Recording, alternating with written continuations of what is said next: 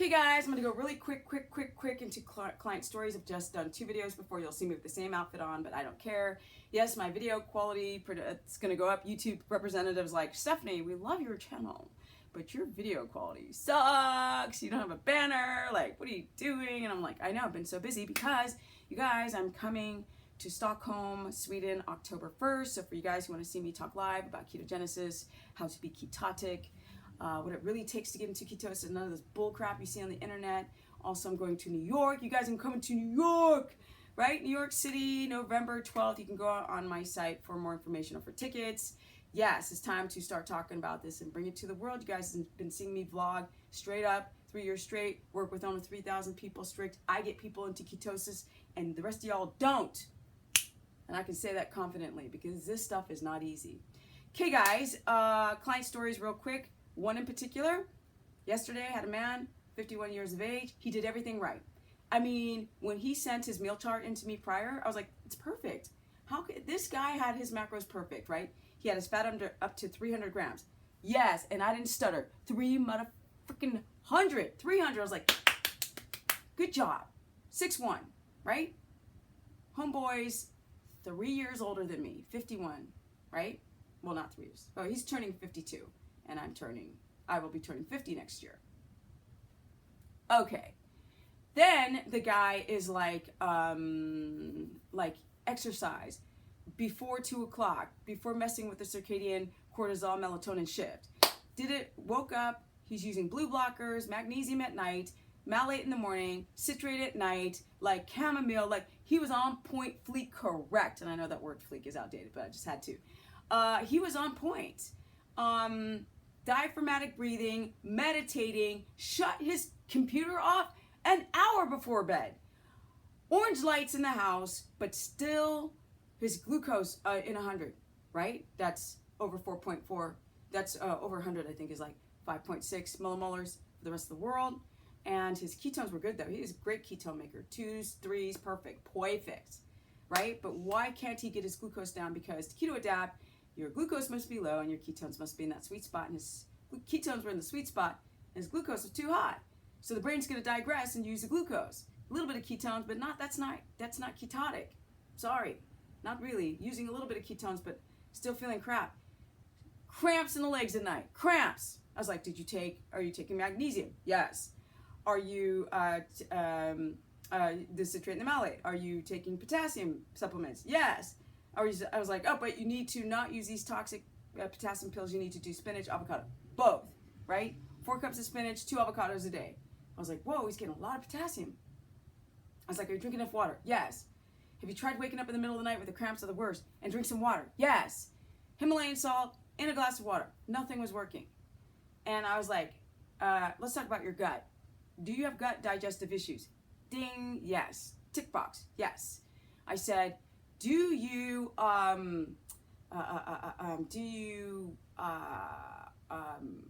like any issues digesting? Yes. So constipation, digestive issues. And I said, do you have leaky gut? And he was like, I thought about that. And I was like, have you ever taken any probiotics? He's like, no, never. And I was like, I'm very careful, like on this video, to say take probiotics because that could be putting in seeds before clearing out the weeds, and it can exacerbate the problem, make things worse. But I said, like, 5 billion cultures, something low level, 4 strains, bacteria, just something really baby, and work your colon up. And he's like, no, I've never tried. I said, well, let's try that, right? No chemically activated probiotics. I said, are you, he's doing enough prebiotic fiber. That was not a problem. Okay, cool. I said, what about fixing your gut lining with glutamine or bone broth or slippery elm? He's like, no. And I was like, okay, well, let's start with there. Let's talk about your job. Right? Construction, owns a construction business, super stressful, mellow, super cool dude though. Super, super mellow, but it doesn't matter. Life stress gets to you. So I was like, we have to fix your gut, and then you'll be absorptive, right? You'll be able to absorb your nutrients and get that potassium in. So you get these holes in your gut lining and stuff just coming out of your urine, right? Metabolites. Stuff's not going in. So here he is eating all these like, minerals and trying to get his electrolytes up and balanced, and it's not going into his body. He's malabsorptive. And I was like, bingo, we need to fix your gut, and then we're going to get rid of the muscle cramps, and he'd been to like, I don't know how many doctors, and nobody said that. He was like, on board stuff, thanks. How do I know this? Because I work with so many of you guys, and I'm having conversations on Skype. I'm talking to you, not like, let me look at your blood test results. Like, blood test values always change. No, let's find out. Let's go down that rabbit hole. Let's have a talk. It's not that complicated, guys, before you start finding what the problem is. I mentioned this in another video. Had another woman who, 255, I mentioned this before, I have to say it again because this is client stories. 255, right? 255 pounds, 5'7", ate 400 to 800 calories a day for 3 years, couldn't lose weight. That just tells you that calories don't matter. All these idiots that are like, oh my God, Stephanie, it's calories in, calories out. Will you tell me why a woman weighs 255 pounds who eats 600 or 400 calories at the least for 3 years? Why is she 255 pounds? Mother suckers. Tell me that. Because she has a broken metabolism, right? Maybe a thyroid condition. Maybe learn about the thyroid before you start telling me about calories in, calories out. Walking on some stupid treadmill, right? What about leptin resistance? What about adrenal fatigue, right? Does she sleep? That's when you freaking burn the fat. Y'all don't listen sometimes. And then the ones who do, thank you very much. I said, you need to get some sleep. You are going. You're a mom. And we need to fix this.